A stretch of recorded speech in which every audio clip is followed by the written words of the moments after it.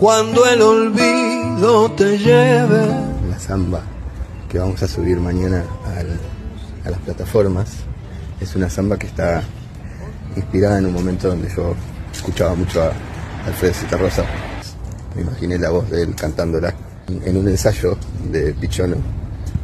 Luis Villanueva, mi amigo, empezó a tocarla con una dulzura, con una calidez impresionante. Ahí después, mágicamente, vino el bajo de Fede, la guitarra de Mario y el acordeón de Yanni, que es impresionantemente dulce y conmovedor.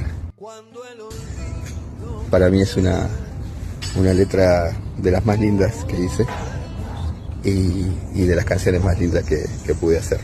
A partir de mañana va a estar en las plataformas digitales. Y mi sonrisa